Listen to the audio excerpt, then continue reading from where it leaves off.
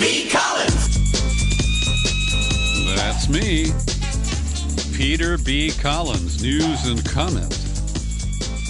It's Tuesday, July 21st, 2020. Been a busy day here at the Secret Studio. Got a brand new in-depth interview I'll be teasing you on in a bit. And I want to thank Anderson. Anderson just completed a carpet cleaning job, which is long overdue here at the Secret Studio. So we're feeling fresh and ready to comment on the news of the day. Creeping fascism. That's really what it is.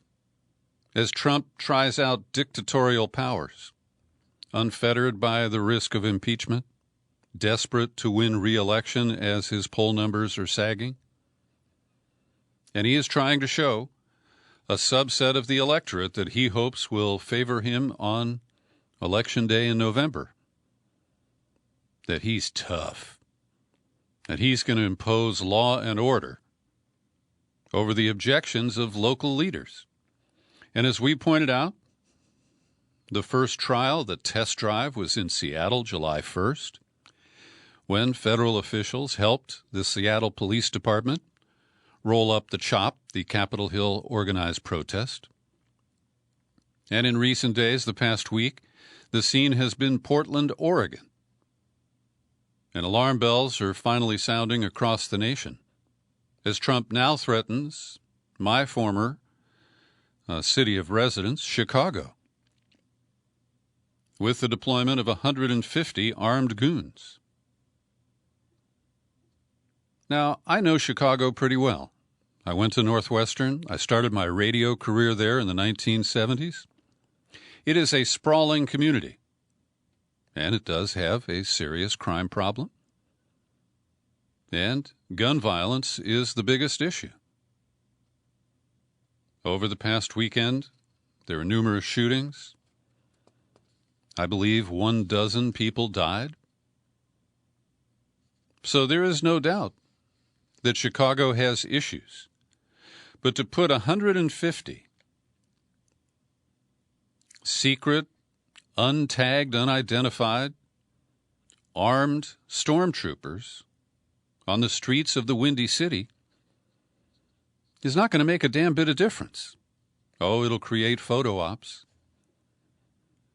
But unlike Portland, I'm not aware of any recent mass protests in Chicago. I haven't seen anarchists in the street.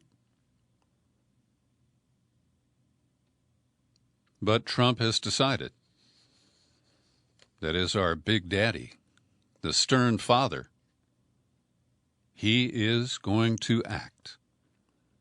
And somehow he believes that this is going to enhance his status with Republican voters because he is tipping his hand, very clearly showing the partisan purpose of all this. He says, look at what's going on. These cities are out of control. They're all run by Democrats, all run by very liberal Democrats, all run really by radical left. And if Biden got in, that would be true for the country. The whole country would go to hell. And we're not going to let it go to hell. Now, as you know, I'm not Joe Biden's biggest fan. But I certainly prefer him over Trump. And in some ways, it's a little bit difficult for me to come to his defense. Because I think that Joe Biden is way too conservative on issues of crime, the police, the justice system, and Black Lives Matter. And he's trying hard to pay lip service to it without actually promising all that much. And so for Trump to mischaracterize him as somebody who wants to abolish the police, defund the police, well, it's not true. So that is a swift boating tactic to try to hit Biden and define him before Biden is able to define himself. So Trump offered a list of cities that are now all quivering. New York, Chicago, Philadelphia, Detroit, Baltimore, and Oakland across the bay from me. Governor Gavin Newsom here in California, who has been doing his best not to poke the bear, not to alienate Trump as he deals with the coronavirus primarily. He's a pretty loquacious guy. When you ask him a question, he gives you an answer that could go all day long.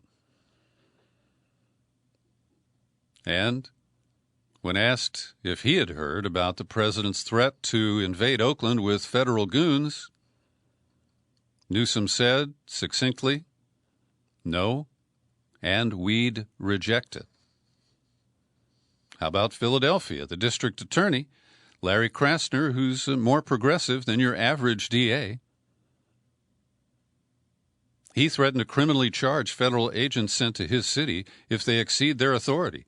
Anyone, including federal law enforcement, who unlawfully assaults and kidnaps people will face criminal charges from my office. At trial, they will face a Philadelphia jury.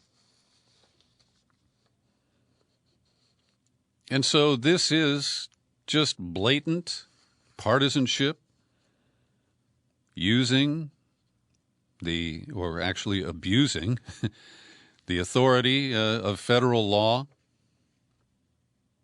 and the codes that were written for the Department of Homeland Security when it was created.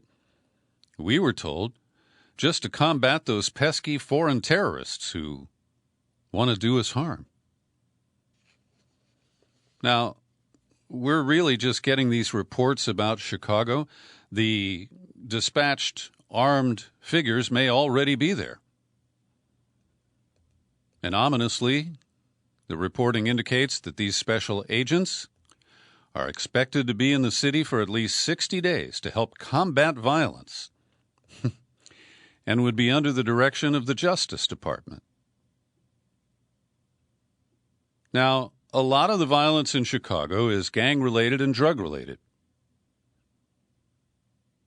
With 150 of these Homeland Security goons, how do they plan to deploy in a manner that puts them near or on federal property, because that's the legal fig leaf that is the basis of this questionable or unlawful deployment?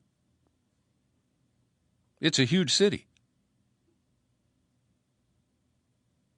So we're also told that Homeland Security has put 2,000 officers from Customs and Border Protection, Immigration and Customs Enforcement, the Transportation Security Administration, and the Coast Guard on standby to be quickly deployed to cities. And 200 members of rapid deployment teams were sent to Washington, Portland, Pennsylvania, and Seattle.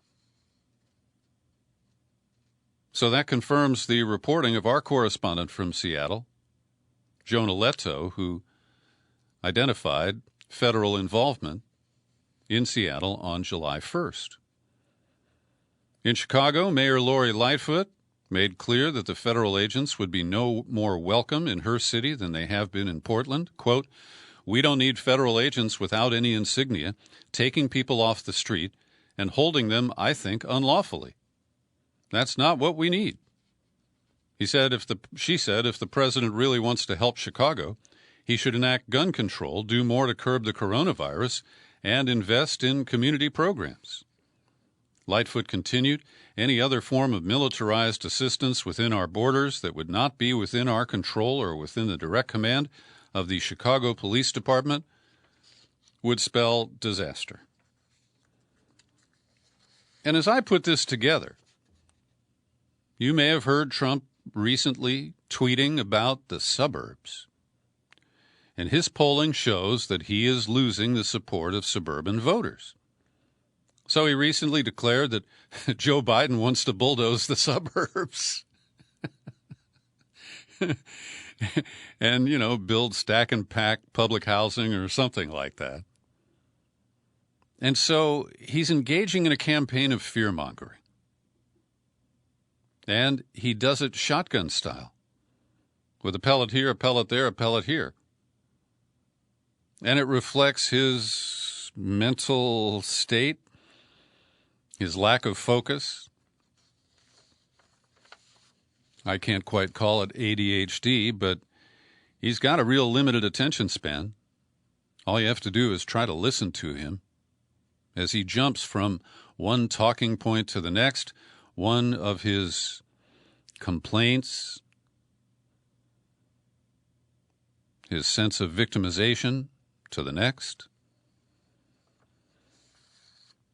and his ability to lie compulsively and extensively enables him to depict these cities as, just mayhem. That Antifa is running Portland. And, of course, if you watch Fox News and you live in a suburb that you never leave, you're likely to believe this shit. And the officials in Portland who aren't that friendly to the protesters said, look, the situation was settling down just days before Trump's troopers arrived uninvited in Portland. And Katie Shepard of the Washington Post today does a pretty good job of taking us back in time and explaining the history of the conflict between protesters and the police.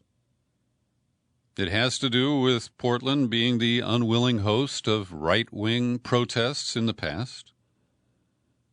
I think it was Promise Keepers or one of those kind of groups. And Mike German, the former FBI agent who's a fellow at the Brennan Center for Justice at NYU, is quoted frequently in this article. He said, the previous 2 or 3 years of protest policing in Portland have created a fracture with the community.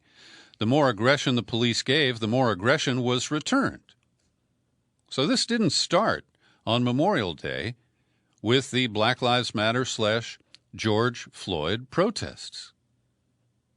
The most recent national focus on Portland as a hub of clashes goes back to November 2016 when the city erupted into large and at times unruly protest after Trump's victory.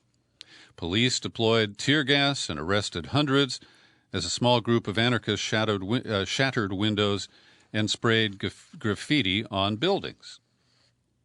About 6 months later, the city was mourning the killing of 2 men on a light rail train in a hate crime when a far-right group known to attract neo-Nazis and white supremacists held an anti-Antifa rally days after the killing. More than 2,000 Portlanders marched against the right-wing extremists, and police detained almost 400 people. And most of those were the counter-protesters, not those who were the antagonists. That incident set off nearly 2 years of costly protests that frustrated police and public. Far-right groups not from Portland repeatedly held rallies and marches in the city during the summer of 2017 in June, August, and September. So Trump's provocations are part of a long-running schism between police and the public in Portland. Mike German again, quote, you have far-right groups coming in from out of town staging these riots, and the police were objectively acting more aggressively toward the community members coming out in protest of these far-right groups than the far-right groups themselves. And here's a quote from Olivia Cotby-Smith, co-chair of the Portland Democratic Socialists. For years, we've had these fascists coming to Portland. They're always met with a large crowd of anti-fascists, and the police always brutalize the anti-fascists and protect the fascists. It's made Portland a really great scapegoat for the Trump administration. So one can argue, even from my independent leftist perspective, that Portland has had problems. There are serious issues with the police handling of protests. And that has fueled, in part, now 54 nights of protest on the streets of Portland. But by June 26th, after a new state law limited tear gas to be used only during riots, the crowd shrank. And the locals felt that they were getting a handle on it. And then the Trump troopers arrived in Portland. Jamel Bouie is an African-American columnist at the New York Times. He makes some interesting comments. Let me quote, "In addition to its rapid deployment teams, Homeland Security has also authorized domestic surveillance of Americans on the basis of Trump's June executive order on the protection of statues and monuments." Writing for the Lawfare blog, the legal scholars Steve Vladek and Benjamin Wittes explain that the animating premise of the new rules is that the threat to monuments and statues is a Homeland Security threat warranting intelligence analysis and collection by federal officials. Now, it's easy to target Trump for this, but it was George W. Bush who started domestic surveillance, and it was Barack Obama who made it permanent. I guess they only expected enlightened people like themselves, and I'm saying that facetiously, to occupy the Oval Office. More from Bowie. Under Trump, these agencies have shown themselves to be deeply simpatico with the administration's draconian approach to immigration at the southern border, with aggressive action against migrants, asylum seekers, and unauthorized immigrants. A secretive nationwide police force created without congressional input or authorization, formed from highly politicized agencies, tasked with rooting out vague threats and answerable only to the president, is a nightmare out of the fever dreams of the founding generation, Federalists and Anti-Federalists alike. It's something Americans continue to fear, and for good reason. It's a power that cannot and should not exist in a democracy, lest it undermine and destroy the entire project. And he quotes Nancy Pelosi, "We live in a democracy, not a banana republic. We will not tolerate the use of Oregonians, Washingtonians, or any other Americans as props in President Trump's political games." But, says Bowie, rhetoric is not enough. The House must act and act now. In addition to holding hearings and investigations, Democrats should condition final passage of its Homeland Security Appropriations Bill on a complete halt to operations in Portland and other cities, and the dissolution of the response force. Well, as I mentioned, today I'm releasing an in-depth interview to my subscribers at peterbcollins.com, iTunes, TuneIn, Spreaker, and Stitcher. My guest is a professor at Fairleigh Dickinson University, Khyati Joshi. And Joshi's new book is a powerful indictment of, as the title says, white Christian privilege. And this is especially important at this time when race is in the foreground, when difficult conversations are going on, but they're coded conversations that do not include the role of religious groups and religion in the racism that continues to beset our country. And Joshi is really outspoken. I commend her for her unfiltered commentary. Listen to this, as she refers to the notion of religious freedom in America as an optical illusion. We can see everybody thinks that all religions have religious freedom, that every faith can practice freely. And again, that's because people believe the First Amendment to be true. Because it's on paper, it must be the case in reality. And that's just not the case. I mean, the way we know, one example is take houses of worship. Take the construction of churches. Churches can go up, in your community. There's ordinances that are zoned for houses of worship. But in those same places where you have the ordinances for houses of worship across this country, when synagogues have been tried to be built, or gurudwaras, which is a Sikh house of worship, or Hindu temples, or mosques, there's often been opposition. And right there it shows us that not every faith can be practiced freely. So that's what I'm talking about in terms of it being an optical illusion. We have to understand that just because the First Amendment is talking about the need for freedom of religion, it doesn't mean that it's there for everyone. That's Professor Khyati Joshi. Her new book, again, is White Christian Privilege, The Illusion of Religious Equality in America. I highly recommend it to you.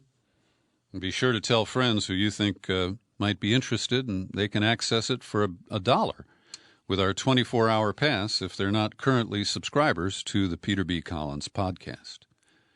And speaking of which, I want to thank Faith Peoples, Benny Alto, Susan Gavet, Carl Howard.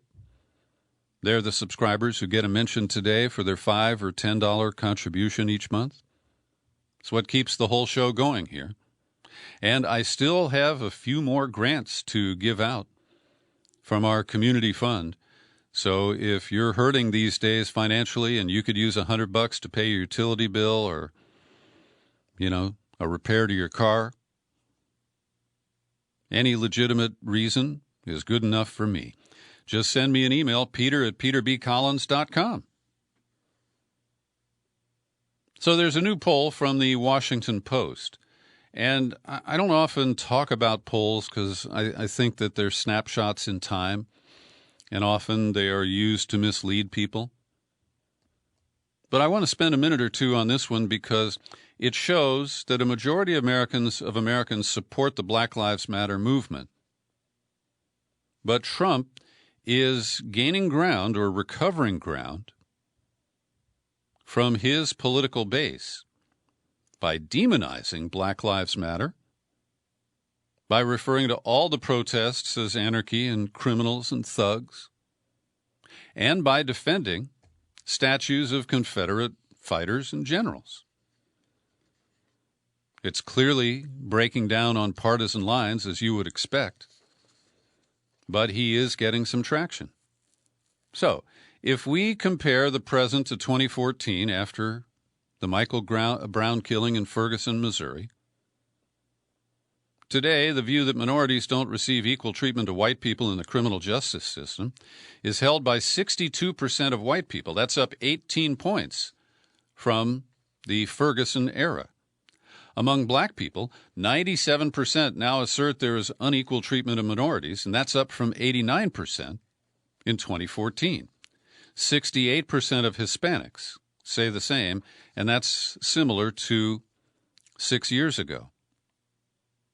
The share of white Democrats who say black people and other minorities don't get equal treatment has gone up 19 points. It's now at 89%. White independents went up 24% to 65%. And the white Republicans jumped 7 points to 36%. So already you get the picture here that white Republicans don't share the same views as independents and Democrats. But the 55% who say the recent killings of unarmed black people are a sign of broader problems in the treatment of black people by police is lower than it was a month ago. It's down 14 points. It was 69%. So this shows that Trump's posturing, his racist tweets, his lies about the nature of the Black Lives Matter movement, about the nature of people calling for police reform, by using his extreme language, by brazenly appealing to racism. And I'll here again invoke George Wallace. That's what Trump is doing. Today, attitudes among Democrats are pretty similar to where they were last month, but concerns among Republicans have dropped 26 points since June and are similar to where they were in 2014. So my point here is that this shit works. It works on a certain group of Americans, and some of those are the ones depicted in the book White Christian Privilege. Not all. I don't want to use too broad of a stroke here. But I know many lefties, Democrats, Biden supporters who believe that the polls are very strong right now and that they spell the end of Trumpism. My comment is it ain't over until the last tweet on Election Day. because his use of fear-mongering, of racism, of dictatorial powers, of lying repeatedly and compulsively, it works. Here's a comment that came in from our friend and listener, John LaFrancois, who's over in Sacramento. He said he wanted to offer some food for thought and comment. And he said, I think these may be the most important but ignored requirements of the defund the police movement. And he has two categories here. One, aberrant behavioral demotivation. He says some of the most outrageous actions of police are initiated in order to fulfill department performance standards. Primarily, those include literal quotas on the number of citations issued and, unbelievably, the number of arrests made. These kinds of requirements incentivize aggressive action where the officer will even push a citizen to the point where an arrest can be made. Removing all such quotas from police performance standards would refocus police actions on quality instead of excessive quantity. And his second point is performance standards. He said having such quotas obviously motivates the wrong behavior, but one of the main reasons for requiring excessive citations is the department gets its monetary payoff from every fine that is paid. So by ending and thus defunding the revenue-sharing profit motive, better police behavior will be almost immediate. This might more accurately be called demonetizing or deprofitizing the police. Doing it would be exceedingly more productive than just cutting direct government funding, because doing that will only result in more aggressive actions taken by police to bring in revenue via increases in citations, unless revenue-sharing payoffs are halted completely. And I'll note that when I recently got a speeding ticket, you take a look at, I think my fine was a little under $200. Less than half of that went to the police agency that wrote the ticket. There's $5 for the courts and $5 for DNA testing and $7.50 for ambulance services.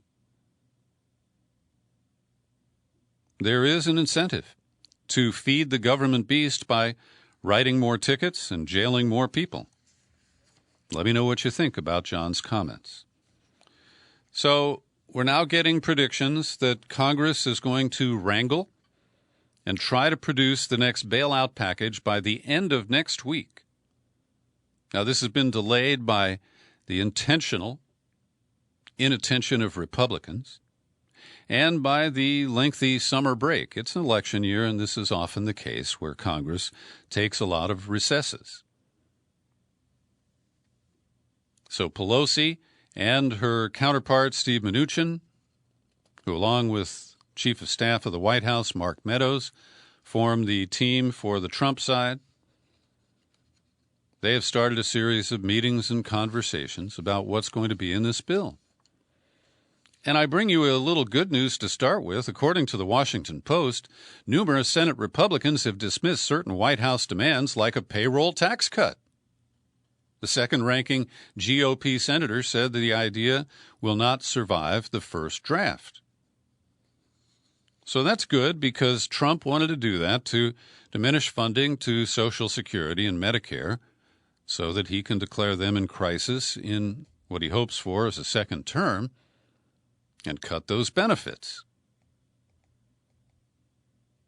Also, Republicans seem nervous about White House efforts to cut new funding for testing, tracing, and for the Centers for Disease Control and Prevention.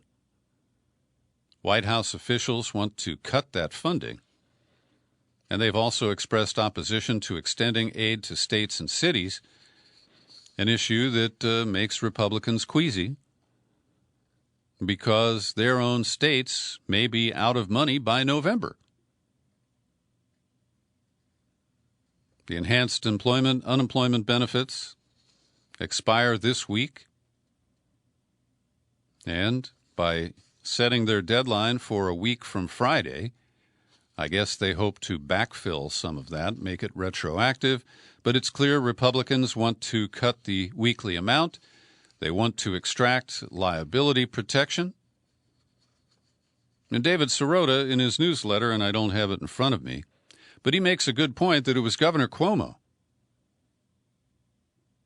who took in campaign contributions to his own campaign and to the New York State Democratic Party from nursing homes and other interested lobbies to pass liability protection for the coronavirus in New York State. And it's that language that appears to be being used as a model for the Republican proposals. The other element here is whether money funding for schools is going to be limited, as Trump wants, to a requirement that they have to reopen on a do-or-die basis. And I think there are a lot of Republicans, especially with cases and positive testing rates and hospitalizations on the rise in key red states, Texas, Mississippi, Arizona, Alabama, Florida, that they may not be willing to roll the dice and require schools to open when the critical numbers continue to rise. And Elizabeth Warren has an op-ed in the New York Times today. No wonder I couldn't find it when I went to look for the link at the Washington Post. I'll see if I can rustle that up and include it in the show file for this podcast. But the lady with a plan says, look, it isn't possible to fix the economy without first containing the virus. We need a bold, ambitious legislative response that does 4 things. Bring the virus under control, get schools, child care centers, businesses, state and local governments the resources they need, address the burdens on communities of color, and support struggling families who don't know when the next paycheck will come. I think that about sums it up. Now, many of those elements are included in the House-passed HEROES Act, but there's a lot of dreck in that package as well.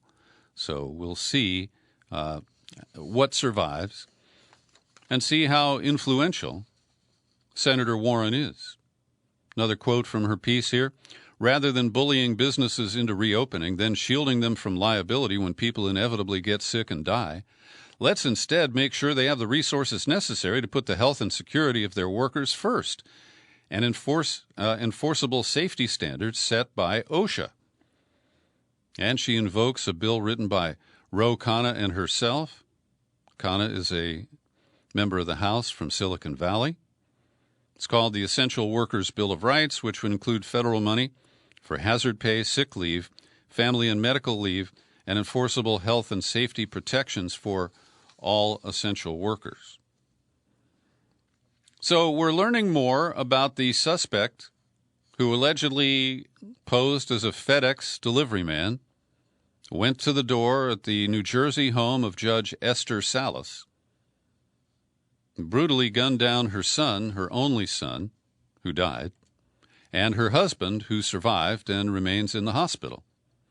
So this suspect, as we reported yesterday, was found dead by a self-inflicted gunshot wound 2 hours away from the scene of the crime in New Jersey. Now, we're told his name is Roy Den Hollander. He is an attorney. He has a history of filing lawsuits and also running a blog where he's made derogatory statements about women and about Judge Salas in particular. And so this is a plausible story, right? I'm citing the comments here from the mainstream media youth version, BuzzFeed News. It says that Den Hollander apparently came into contact with Judge Salas through a case in which he pushed to overturn the military's men-only draft, which she had presided over as judge and ruled in favor of Den Hollander's client.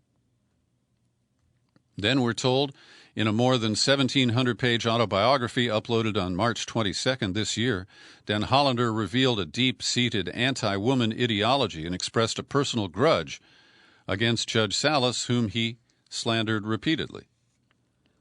Now, that all may be true. But let's dig a little deeper, and let's put the shovel in the hands of Whitney Webb an intrepid investigative reporter who has guested on this podcast and who I regard as the real expert on the breadth and depth of the Jeffrey Epstein story. So Webb, posting at Unlimited Hangout, and I have a link to it in the show file for this podcast, says that, well, there's a lot more to the history of Roy Den Hollander.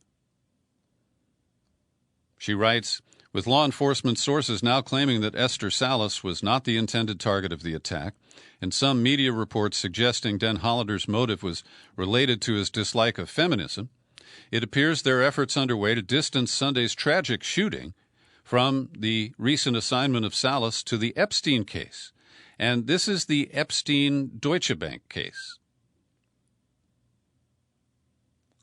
So Webb continues, Roy Den Hollander previously worked for a New York firm that has been described as a private CIA with ties to the intelligence agencies of the U.S. and Israel and to Deutsche Bank. He once worked for Kroll Associates in the Moscow office, where he managed and upgraded Kroll's delivery of intelligence and security in the former Soviet Union starting in 1999. That's where he met a woman who became his wife, who later left him, charging abuse. Kroll Associates was founded in 1972, would later become known as the CIA of Wall Street and Wall Street's private eye, was alleged to be an actual front for the CIA by French intelligence agencies, and that's according to the Washington Post. Part of the reason for the nickname owes to the fact that the firm frequently hired former CIA and FBI officers, as well as former members of Britain's MI6 and Israel's Mossad. K2 Intelligence, the successor to Kroll Associates, has similar hiring practices. So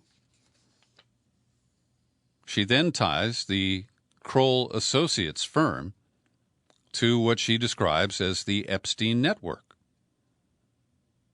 She talks about an odd meeting between founder Jules Kroll with Robert Maxwell. That would be the British press baron, Ghislaine Maxwell's father, who met a murky death when he either was pushed or slipped off his mega yacht, which was named after his now indicted daughter, Ghislaine. Roughly 2 weeks before his death, Kroll met with Maxwell at the Helmsley Palace in New York. And according to a Vanity Fair report in 1992, Maxwell had ushered Kroll and two other men out onto the patio so their conversation could not be overheard or bugged. Maxwell wanted to hire Kroll to protect him from people out to get him, to destroy his empire, to cripple him financially. He promised to send them a memo listing his concerns, but died before that actually occurred.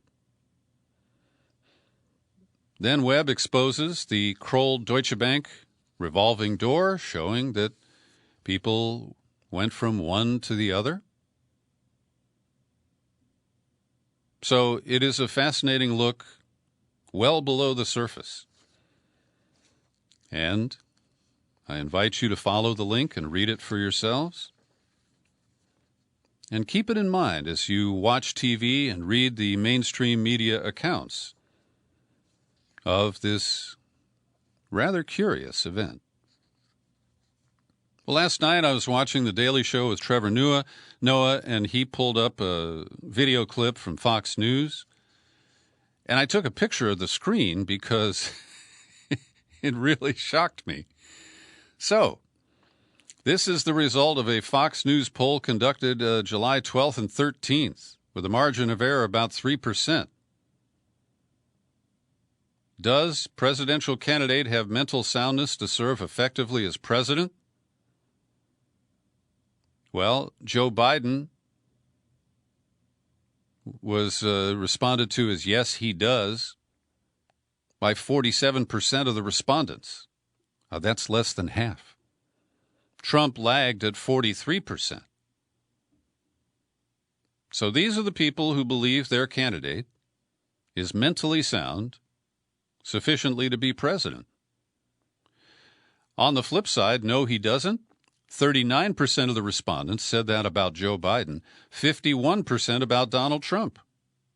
Now, I got problems all the way around on this. Number one, that only half of the people, less than half, think either candidate is mentally sound, sufficiently to be our president. And that only 51% say that Trump does not?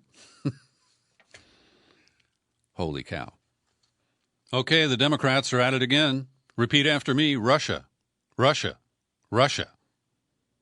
The latest is a cryptic letter that they sent to the FBI asking for a briefing for every member of Congress about an unspecified threat of a foreign country trying to interfere in the presidential election. And while this remains unexplained, the letter was sent to Christopher Wray, the FBI director, last week, July 13th. The Democrats say they are gravely concerned, in particular, that Congress appears to be the target of a concerted foreign interference campaign, which seeks to launder and amplify disinformation in order to influence congressional activity, public debate, and the presidential election.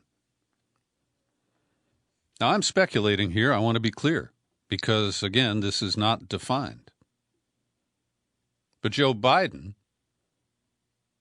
added to the fodder here by announcing yesterday that he's putting the Kremlin and other foreign governments on notice.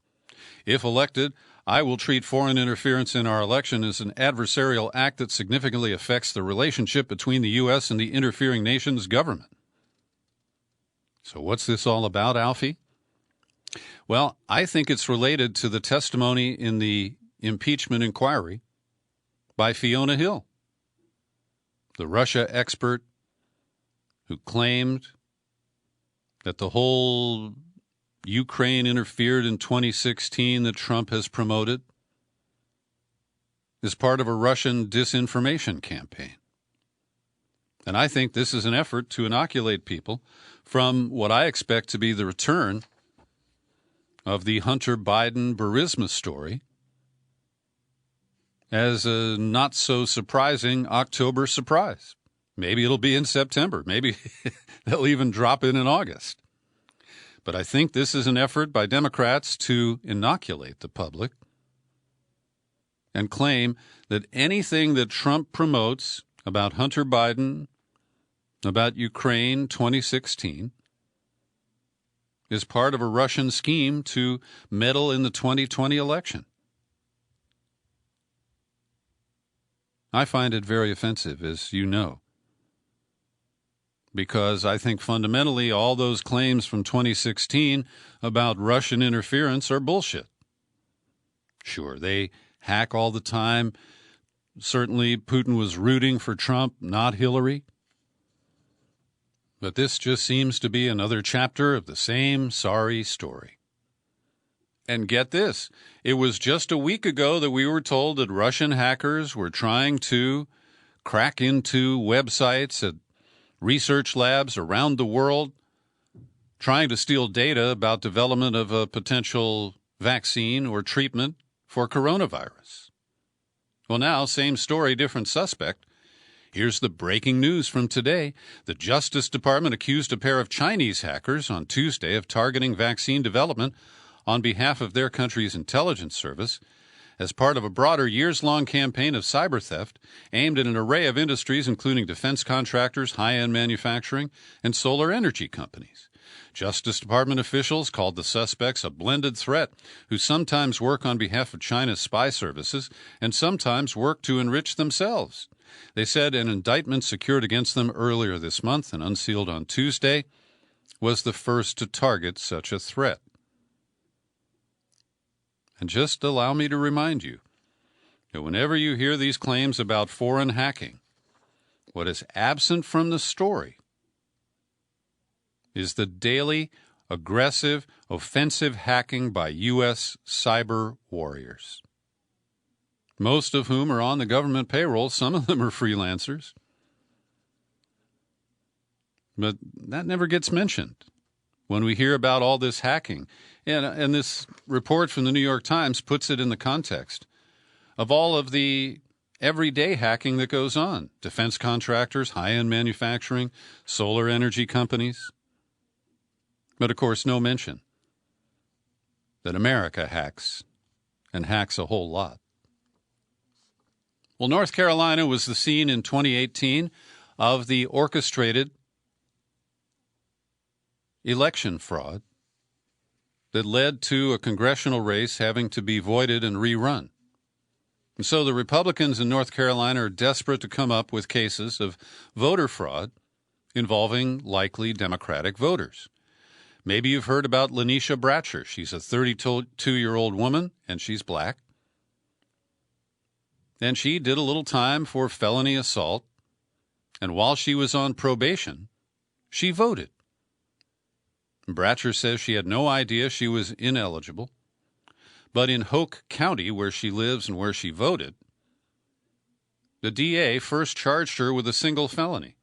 Then he withdrew that charge and provided 2 new grand jury indictments, claiming that she lied on her voter registration and then she lied when she went to the polls. It's the same offense that was covered by a single charge, and now it's 2 charges that could lead to 19 months in prison for each count. And this is to make an example of Ms. Bratcher to frighten other black voters in North Carolina who may have done some prison time and just get them to stay home. That's voter suppression, North Carolina style. So Michael Cohen, the president's former lawyer, who was out of prison under home arrest because of the coronavirus, and he was suddenly called into his probation office, and then they cuffed him and returned him to prison, where he's been in solitary confinement.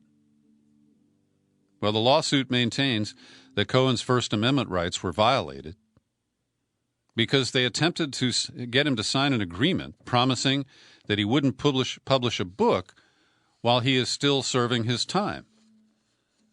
And his book is tentatively titled Disloyal, The True Story of Michael Cohen. He's planning to publish it this fall before the election. He said he never hid the fact he was writing a book about Trump. He said he spent his mornings at the prison working on the manuscript in plain sight in the prison's law library. And I do support his First Amendment right to publish a book, and that the government can't use his status as a current prisoner to prevent his free expression. Kevin Gostola has the story that at the Federal Medical Center Carswell in Fort Worth, Texas, more than 500 women are now identified as testing positive for COVID-19. And one of those is NSA whistleblower Reality Winner, who's been trying through the courts very hard to get the same status that Michael Cohen had, and Reality Winner isn't even working on a book. But she, of course, is being retaliated against for speaking out. At one point, Gostola reported that there were about 200 cases and that one of them involved the cellmate of Reality Winner. But now her family confirms that Reality herself has tested positive. The guards know that she is being covered in the media, so they punish her in trivial ways by trying to prevent her from cleaning her cell and things like that. Let's not forget that it was The Intercept that burned Reality Winner when she secretly sent them some information that they turned over to the government to verify.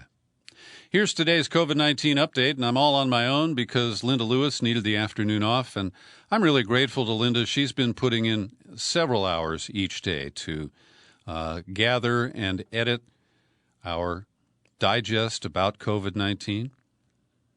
So the worldwide count now, 14.7 million cases, 612,000 deaths. In the United States, 3.8 million cases, 141,426 deaths. And we start with the data, and I'm happy to report news that isn't good, but that is, I think, very important. Obama's director of the CDC, Tom Frieden, he has a nonprofit group called Resolve to Save Lives.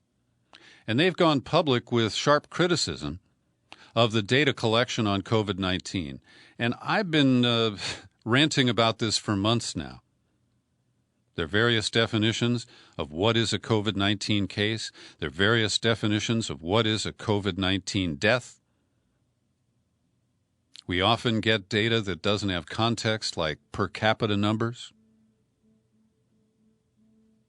And Frieden's study says that life and death information is being pulled together haphazardly by individual states in a way that is inconsistent, incomplete, and inaccessible in most locations.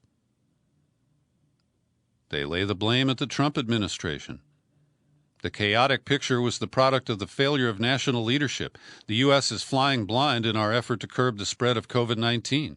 The lack of common standards, definitions, and accountability reflects the absence of national strategy, plan, leadership, communication, or organization, and results in a cacophony of confusing data. When you look at all 50 states, only 40% of the essential data points are being monitored and reported to the public. More than half of the critical information is going entirely unreported. So I'm linking to a ProPublica report written by Caroline Chen, How to Understand COVID-19 Numbers. And it's a little lengthy, so I'll just give you a couple of bullet points from it, but I've linked to it in the show file for this podcast and encourage you to read it. She says that we should look for positivity rates below 5% to be more confident that enough testing is being done and that cases are not being undercounted. That we should look at 7-day averages over weeks instead of focusing on daily fluctuations in raw data. And that deaths lag behind cases. Wait a few weeks after cases change to see if deaths do as well. So I think it has some worthy advice. I don't think it is trying to either, scare people or minimize the situation. It is a neutral effort to help people understand the data. And we get more numbers from the CDC today. The number of people infected with the coronavirus in different parts of the U.S. was anywhere from 2 to 13 times higher than the reported rates for those regions. The findings suggest that large numbers of people who did not have symptoms or didn't seek medical care may have kept the virus circulating in their communities. This is the largest study of its kind to date. About 40% of infected people do not develop symptoms, but they still may pass the virus on to others. In Missouri, the prevalence of infections as of May 30th was 2.8%, 13 times the reported rate of about 13,000 cases, suggesting the state missed most people with the virus who might have contributed to its spread. And this points up that when I hear people try to minimize or dismiss the pandemic using numbers, I'm sorry, the data are just too wobbly, too unreliable to be used in that manner at this stage. I've also linked to a digest of a report on medical trials. A large randomized controlled trial in the United Kingdom shows a benefit from use of the steroid dexamethasone in hospitalized COVID patients, while 2 more studies show no benefit from the malaria drug hydroxychloroquine. So first to the steroid dexamethasone. In a controlled open-label trial with more than 11,000 hospitalized patients in the United Kingdom, 2,000 were assigned to receive oral or intravenous dexamethasone daily for up to 10 days. The results showed that 28-day mortality was lower in the dexamethasone group than in the usual care group, 22% to 25%. The biggest reduction in deaths was observed in patients needing mechanical ventilation, 29 versus 41%. There was no benefit from dexamethasone, however, among patients not needing respiratory support. In fact, deaths were higher among patients in the dexamethasone arm by 17.8 to 14%. The results also showed a greater mortality benefit in patients with longer duration of symptoms, and that patients in the dexamethasone group spent less time in the hospital. Now, on hydroxychloroquine, 2 trials investigating the efficacy found it provided no benefit for patients with mild COVID-19. In a study published in the Annals of Internal Medicine, researchers from the University of Minnesota, University of Manitoba, and McGill University randomized almost 500 patients with laboratory-confirmed COVID-19 and high-risk exposure to receive 5 days of oral hydroxy or a placebo, and this was delivered within 4 days of symptom onset. The results showed that among the participants who provided data, HCQ, hydroxychloroquine, failed to cause a statistically significant difference in symptom severity or prevalence over the 14-day period. Adverse effects occurred in 43% of patients taking hydroxychloroquine versus 20% of those on placebo. Now, they're not defining what those adverse effects are, and I would like to know that because, as I've argued, if we're not seeing substantial side effects from people who take it for malaria, why are side effects showing up for people who take it for COVID? The results of the trial showed no difference in the mean viral reduction load at day 7. In addition, treatment with hydroxychloroquine did not significantly reduce the risk of hospitalization or shorten the time to complete resolution of symptoms. Today at the Smog Blog, there's a lengthy investigative piece under the byline of Justin Nobel, and it is based in part on information he got from our listener and supporter, Paul Leto, who is the father of our correspondent in Seattle, Jonah Leto. And Paul was working for a couple of years in North Dakota's Bakken oil field. That's a shale zone, and one of the top 3 productive oil fields in the nation. And what he confirms is the reporting of Justin Nobel, that a group of people who call themselves the 3%ers are broadly represented in the worker population in the Bakken Shale zone. So 3%ers took their name from the dubious historical claim that only 3% of American colonists took up arms in the Revolutionary War. Their adherents have frequently been involved with incidents of armed protest, hate speech, and threatening behavior across the U.S. The group's members have shown up prominently at recent protests, particularly those related to reopening the country from the pandemic shutdown. So 3%ers have established a prominent presence at a Bakken oil and gas facility, regarded as critical infrastructure by Homeland Security. And here comes Mike German again. It certainly seems like a security vacuum, he said. The FBI characterizes itself as a domestic terrorism agency, has been outspoken about prioritizing eco-terrorism as a threat, which is ridiculous because there are no deaths with any of the environmentalist threats, like the valve turners. Yet somehow there does not appear to be an attempt to find out what the infiltration is of anti-government militia groups, and that is problematic. And Justin Nobel, the writer here, notes that legislatures across the country have been passing model legislation supplied by ALEC, the American Legislative Exchange Council, which, of course, criminalizes the actions of environmentalists and potentially could criminalize wrongdoing by 3%ers. but they are not the focus of any FBI operations.